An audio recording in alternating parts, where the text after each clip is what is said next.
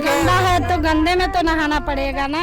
छठ पूजा के पहले दिन श्रद्धालुओं ने यमुना नदी की सतह पर जहरीले झाग की मोटी परत के बावजूद इसमें स्नान किया। ये कैसी बेबसी है कि जहरीले पानी के बीच इस पर्व को मनाना पड़ रहा है। तो साफ सुथरा होना चाहिए, जो बने हैं तो उनको सफाई, जब जान रहे कि छठ पूजा आ रहा है तो 10 दिन से पहले इसे काम लगवा देना चाहिए कि मतलब घाट जो यमुना नदी है तो साफ सुथरा हो जाए। जो छठ पूजा करने आएंगे उन लोग के थोड़ा अच्छा भी लगेगा, सबके अच्छा लगेगा। यहाँ पे कई जगहों पे छठ पर्व के लिए दिल्ली सरकार की तरफ से आयोजन किया गया है। जिस तरीके से हम लोग यमुना नदी को हर साल देखते हैं, हम उसी तरह से आज भी यमुना तट पर खड़े हुए हैं और वही दृश्य देखने को मिल रहा है। लेकिन जिस तरीके से यहाँ पे औरतें आज भी पूजा कर रही हैं, ये कहीं ना कहीं उनकी भावनाओं को दर्शाता है। कार्तिक चढ़ा एकदम तबीयत ठीक हो गया हम लोग सबको, का हो एकदम चकाचक हो गए। विश्वास सबसे बड़ी चीज होती है, विश्वास हम अनुभव किए हैं। आप हवा देख सकते हैं नहीं ना, अनुभव करते हैं ना कि हम जी रहे हैं हवा के बल पर। अगर हवा ना मिले तो हम लोग कोई नहीं बचेगा, इसलिए हम अनुभव किए हैं, हम लोग करते हैं। कार्तिक चढ़ते हम तबीयत ठीक हो गया, हम खटिया पर पड़े हुए थे। हम दवाई भी अब नहीं खा रहे हैं, दवाई भी नहीं खाए हैं। 3 टाइम दवाई डॉक्टर दिया है, 6 गोली नहीं खा रहा है। पैर में दर्द, देखिए जमुना जी में ना है, पैर में दर्द खत्म है, कुछ नहीं है। अब उम्र हो रहा है 67 साल के, तो चुका मुका नहीं बैठ रहा है तो बैठ गई मैं ऐसे करके। उम्र के तो भी थोड़ा हो रहा है। आप अपना विश्वास के रूप में देखती हैं? विश्वास नहीं, अनुभव भी करे हैं। अनुभव हम लोग को है कि भक्ति में बहुत शक्ति है। भक्ति अगर मिल जाए तो सब कुछ मिल जाता है। भक्ति में तो शक्ति है, लेकिन थोड़ा सरकार को भी चाहिए, सफाई जरूरी है। सफाई के बारे में अगर पूछते हैं तो ध्यान नहीं दिया जा रहा है, सरकार नहीं ध्यान दे रहे हैं। गंगा जी को भी अब ये थोड़ा सा रोक लगा है, नहीं तो बहुत गंदी थी, बहुत गंदा लोग डाल देते थे लेके। आज भी लोग जमुना जी में डाल देता है, लेकिन डालना नहीं चाहिए। घर के भी जो रहता है गंदगी लेके डाल देते हैं, नहीं डालना चाहिए। और सफाई पर सबको ध्यान देना चाहिए। सिर्फ एक आदमी कहने से और करने से नहीं होगा, सबको चाहिए एक ही चीज। सबको खाने के जैसे ध्यान है वैसे सफाई का भी ध्यान, पहले सफाई इसके बाद भोजन। आप कितने साल से यहाँ पे पूजा कर रही हैं? 20 साल से। 20 साल से।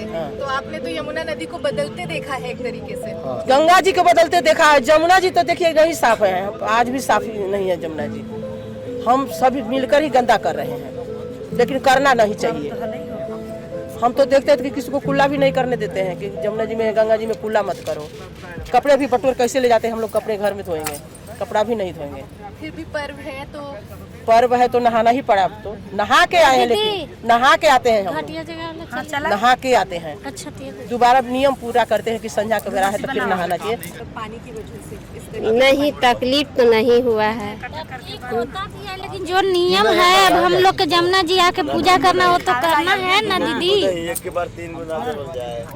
हाईकोर्ट ने यमुना के बढ़ते प्रदूषण पर चिंता जताई। कोर्ट ने कहा, हम नदी में सीवेज छोड़ना जारी नहीं रख सकते। ये इंडस्ट्रियल सीवेज नहीं है, ह्यूमन सीवेज है। नदी के किनारे अवैध कॉलोनीज बनाई गई हैं। इनका अनट्रीटेड सीवेज नदी में जा रहा है। याचिकाकर्ता ने कोर्ट में कहा कि बैन लगाने की जगह यमुना को साफ किया जा सकता है। इस पर कोर्ट ने कहा कि हम अपने दिमाग साफ नहीं कर रहे हैं। अगर इसे साफ कर सकते हैं तो यमुना को भी जल्दी साफ कर सकते हैं। हम सभी इस पर सहमत हैं कि हमें यमुना को साफ करना है, लेकिन ये हमारी प्राथमिकता में नहीं है। याचिकाकर्ता ने कहा कि यमुना नदी में मौजूद प्रदूषण को हटाया भी जा सकता है। इस पर अब हाईकोर्ट ने कहा कि ये काम रातों रात संभव नहीं है। कोर्ट ने इस दौरान उस याचिका का भी जिक्र किया जिसमें 241 झुग्गी वासियों को यमुना के बाढ़ क्षेत्र से हटाने की बात कही गई है। दिल्ली हाईकोर्ट ने कहा कि इन झुग्गी वालों का सीवेज यमुना नदी को प्रदूषित कर रहा है, मगर उन्हें हटाने के बजाय सभी राजनेता वहीं जाएंगे और लंबे लंबे भाषण देंगे, क्योंकि अगर वे हट गए तो चुनाव लड़ने का मुद्दा नहीं बचेगा। कोर्ट ने सेहत पर पड़ने वाले गंभीर असर को देखते हुए ये फैसला लिया और बताया कि पूजा के लगभग 1000 अन्य वैकल्पिक जगहें उपलब्ध है। दिल्ली सरकार की तरफ से कोर्ट को जानकारी दी गई कि इन वैकल्पिक जगहों पर पूजा के लिए इंतजाम किए गए हैं। इस बीच 4 दिन का छठ महापर्व 5 नवंबर को पारंपरिक नहाए खाए से शुरू हो गया है। हालांकि दिल्ली के कालिंदी कुंज के पास यमुना किनारे इस धार्मिक भावना में ही खलल डालने वाला एक नजारा देखने को मिला। भक्त जब यमुना में पवित्र स्नान करने पहुंचे तो उन्होंने नदी की सतह पर जहरीले झाग को तैरते हुए भी पाया, जो शहर में जारी प्रदूषण संकट का एक कड़वा सच है। खाना मतलब नहीं खाएंगे, अब यहाँ से पूजा करके जाऊंगी नहा के, तब फिर पूजा जब करके तब जाऊंगी घर पर, तो वहाँ मीठा चावल गुड़ का वो बनेगा, खीर भोजन। लेकिन नदी की हालत भी आप देख रही हैं। नहीं, नदी में तो खैर गांव का गंगा जी है, जो गंगा जी के पानी अगर ले जाके आप रख दीजिए तो एकदम शीशा की तरह वही चमकते रहेंगे। गांव गंगा जी में इतना थोड़ी कचरा है।